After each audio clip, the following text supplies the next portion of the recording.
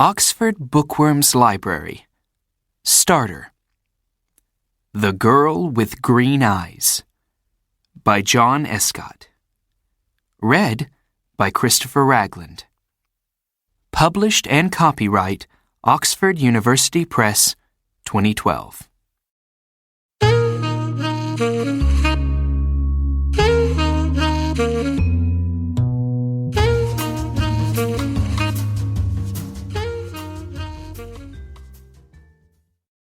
The Girl with Green Eyes. Greg is a porter at the Shepton Hotel in New York.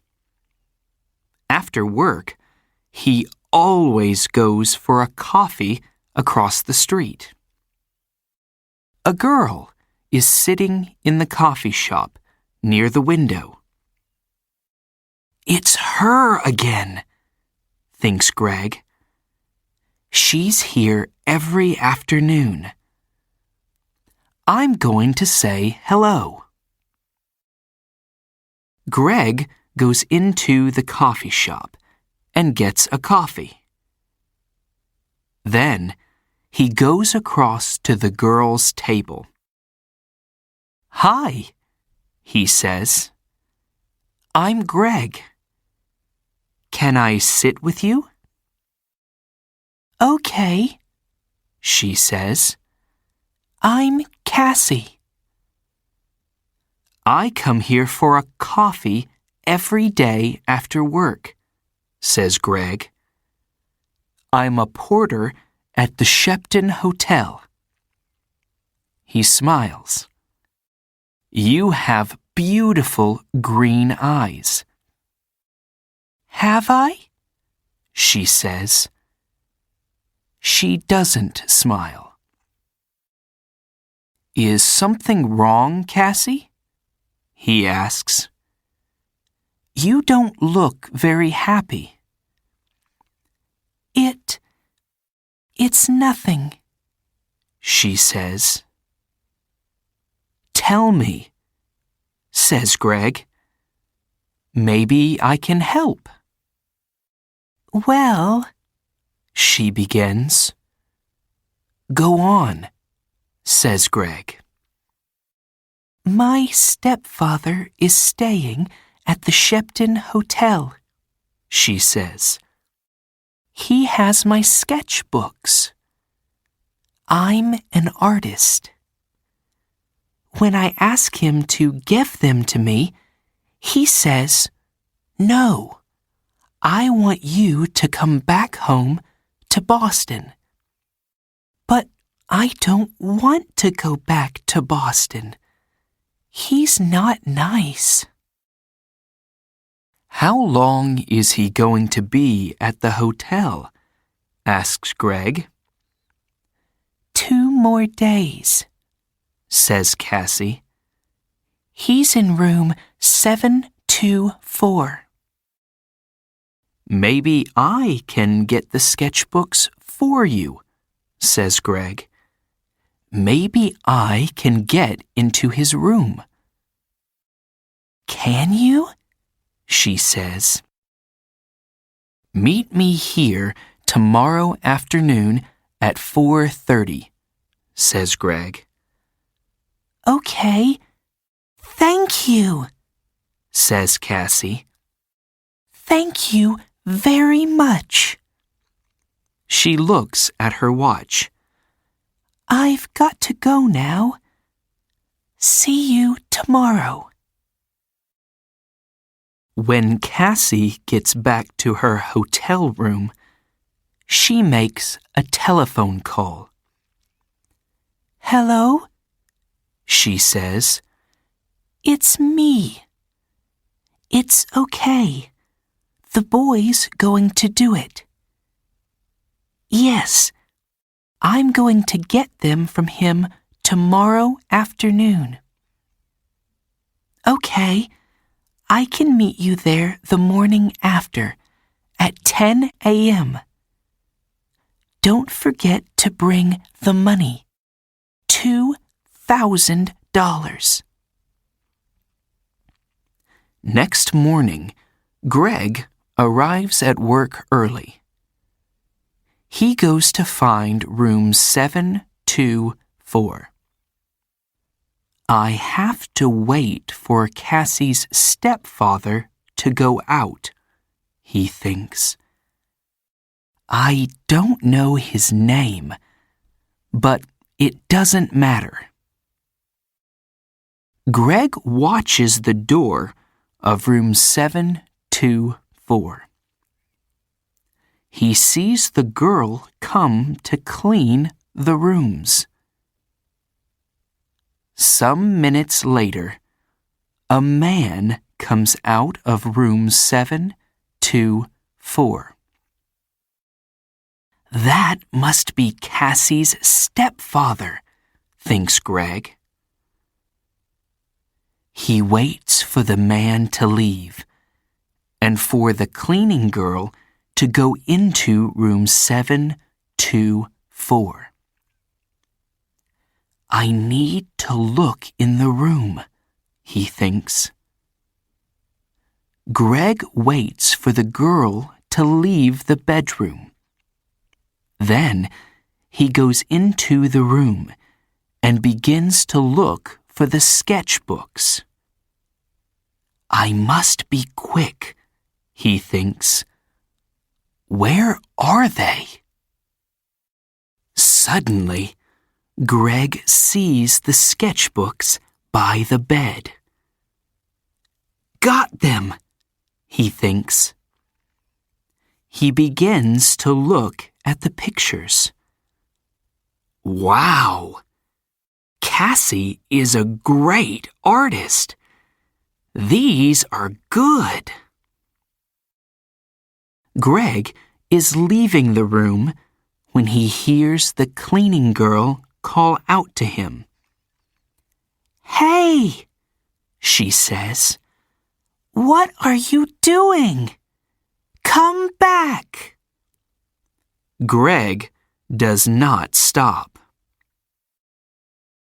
Greg finishes work that afternoon and leaves the hotel through a door in the next street. When he gets near the front of the hotel, he sees the man from room 724. That's him again, thinks Greg. That's Cassie's stepfather. Greg waits for the man to go into the hotel. Then he goes to the coffee shop. Cassie is at the same table in the coffee shop. Greg gets a coffee and goes to sit with her. I have them, he says, and he puts the sketchbooks on the table. That's great, says Cassie. How can I thank you, Greg? You can meet me later, he says, after I go home and change out of my porter's uniform. I'm sorry, Greg, says Cassie. I can't tonight. Maybe tomorrow night. Okay, says Greg. Tomorrow night. We can get something to eat first. Yes, okay, says Cassie. I have to go now, but meet me here tomorrow evening at 6 o'clock. Cassie gets up, ready to leave. Don't forget your key, says Greg. Oh, thanks, says Cassie. She takes it from him quickly. See you tomorrow. Greg is finishing his coffee when he sees his friend, Mike. You're in trouble, Greg, says Mike. Jake Russo's sketchbooks are not in his room. room 724. And there are CCTV pictures of you coming from that room. Who is Jake Russo? Asks Greg. Suddenly, he's not feeling very well. An artist, says Mike. His pictures sell for thousands of dollars, and his sketchbooks sell for thousands too. Do you have them? Asks Mike. No, a girl has them, says Greg. What girl? Asks Mike. A girl with green eyes, says Greg, and he tells Mike about Cassie and her stepfather. But it's not true, says Mike when Greg finishes speaking. Jake Russo doesn't have a wife or a stepdaughter. You have to find that girl and get the sketchbooks, Greg. And you have to do it before the police find you. Greg walks home to his one-room apartment. How am I going to find her? He thinks. She has Jake Russo's sketchbooks now, so she's not going to meet me again. Is she going to sell them for a lot of money? There is a police car in the street, next to Greg's apartment. Oh no! He thinks. They're waiting for me. I can't get into my apartment now. That night, Greg sleeps on a train in the subway. But early the next morning, "Hey, you," says a man. He's the subway cleaner. "Get up. You can't sleep here all day." "Sorry," says Greg. People are arriving to get their trains now. One of them stops and looks at a photograph in his newspaper, and then at Greg. "It's him," thinks the man. "It's the young man in the newspaper photograph. The police are looking for him." Suddenly, Greg sees the man looking at him. And he sees his picture on the front of the man's newspaper. I have to get out of here quickly, he thinks. The man with the newspaper finds a policeman. It's him, he tells the policeman. The hotel porter. Hey, you, the policeman calls to Greg. Greg runs. Stop, calls the policeman. Greg doesn't stop. I have to get out of this uniform, thinks Greg. People know I'm the porter. Maybe Mike can give me something different to wear. When he gets to Mike's apartment, Mike opens the door. I need something to wear, Greg tells him. I can't go back to my apartment.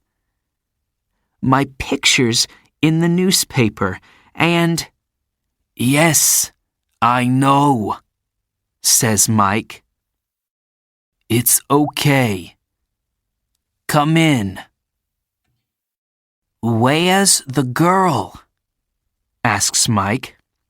"Do you know?" "No," says Greg. "What can you remember about her?" says Mike. "There must be something to help you find her." "Yes," Greg says suddenly. "Her key! A key to a room in the Dolphin Hotel.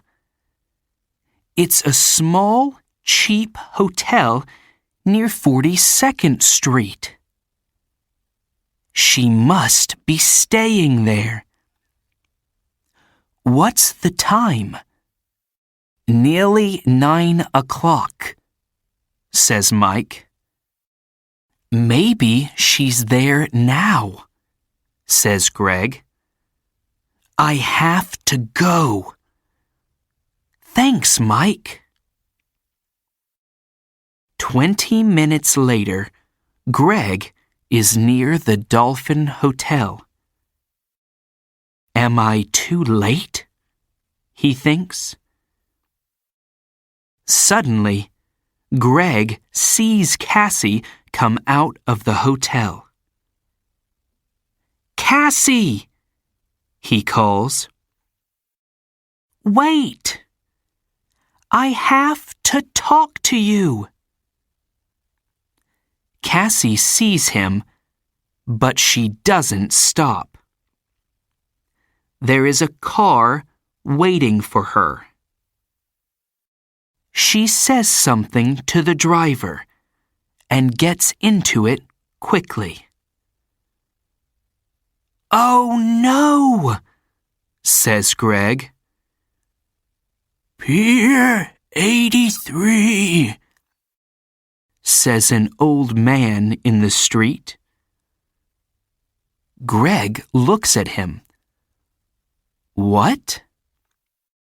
"The girl is going to Pier 83, West 42nd Street, for the Circle Line boat," says the old man.